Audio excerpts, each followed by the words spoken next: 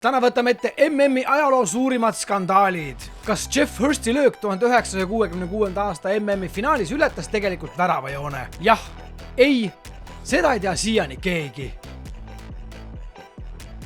Seda ei tea siiani keegi. 1966. aasta MM-finaalis tabas Jeff Hursti löök latti ja põrkas sealt alla. Kohtunik luges selle väravaks, aga üle poole sajandi hiljem vaieldakse endiselt, kas pall ületas täielikult väravajoone või mitte.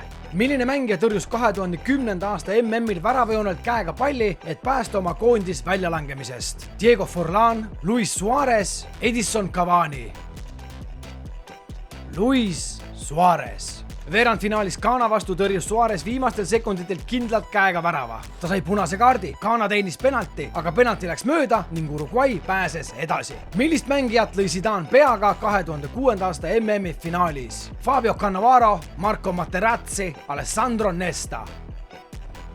Marco Materazzi. 2006. aasta MM-i finaali lisaajal kaotas Zidane enesevalitsuse ja lõi Materazzit peaga rindu. Ta saadeti väljakult minema oma karjääri viimases mängus. Väidetavalt solvas Materazzi Zidane'i perekonda. Mitu õiget vastust sina said?